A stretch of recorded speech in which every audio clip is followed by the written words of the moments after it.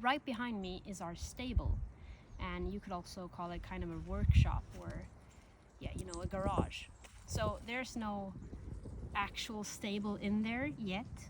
There's no interior of a stable, but it's a building and it's intended as a stable or a workshop or whatever me and Victor actually agree on having there.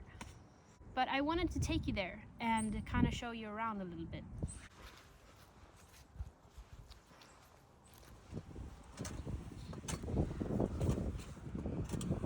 Up here there is a lot of junk, as you can see, and we need to get rid of this. So probably we're just gonna rent a container or something to, you know, tear everything out. But the floor is good. The walls right where I am right now are good. They're dry. There's no like leakage issues right here, but way over here there is, because we have those awful holes in the roof, and also there's not a wall behind me, so that's also an issue.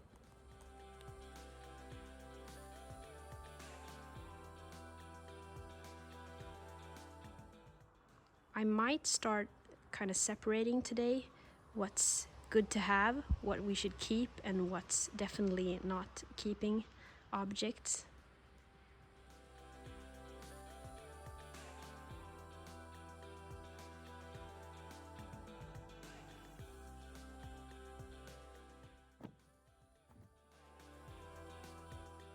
So I'm a long way from done, but I have three piles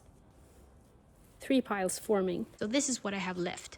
So never mind that. But this pile is to be gone through, to be checked, because I'm not sure what these things are. And some of them might be actually useful and maybe even have some worth to them. So this, for example, I think that's a boat, like a inflatable boat. This pile is my definitely saved pile, or at least I think I want to save them. Find this nice little table. You can pull it out. And keep in mind, this is not necessarily for my home or our home, but I also want to have, like, you know, we're gonna have a workshop and we might have use for them there, like these storage units, for example. They might be very useful for Victor with all of his tools. And there's some kind of plastic carpet, not sure what that's for, but also these windows, but there's no glass in them. And the table here. 1 second, I'm just gonna shout. So yeah, that's my saving pile, and then over here is my definitely throw away pile. And that's not very interesting, it's just stuff that we need to get rid of. But look at this. I don't think you can tell, but these are enormous floorboards. Like, the width of them are incredible. And some, I don't think you can use them because they've been lying over there in the rain. But the ones at the bottom, they're dry. And that would be really nice to have, you know, that old authentic floor with the broad floorboards. Yeah, that would be nice. Two nice findings. I found a knife. Good to have. Another nice finding is that I realized I might be able to, at least for the moment, fix the roof. You know, just for this winter, we might be able to fix it from the inside because it's not that high up.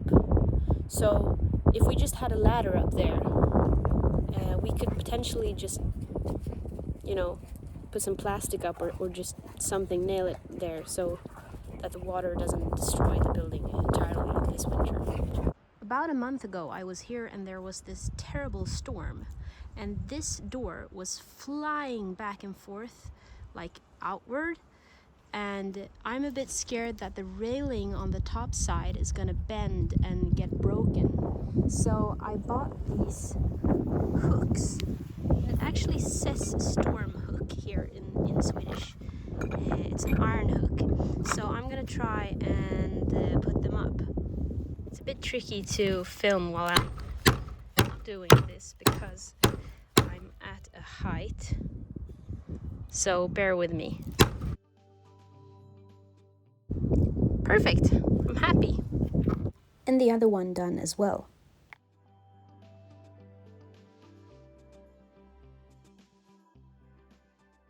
One of the issues down here is actually that the doors won't open. So that black door and door over there at the far corner, they won't open. I don't know, they've just, you know how wooden materials, they tend to swell when they get moist.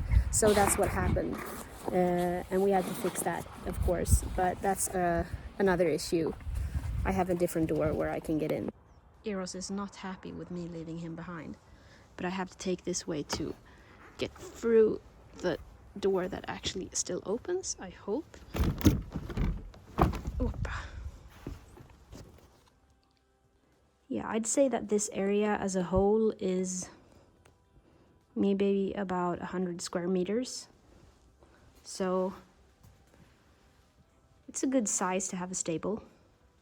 You could fit at least maybe 6 horses in here if you wanted to. And over there in the corner and in here are the doors that won't open, as I told you. I'm gonna show you guys something exciting, because over here is my new sled.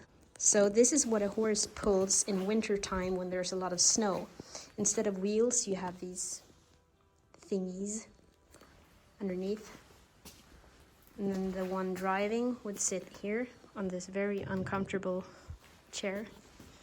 And you could drive like 2 people or something. So that's nice. As you can see for yourself, the farmers that lived here a long time ago also used a sled during winter. Here are some quick pictures of my horse, just for fun.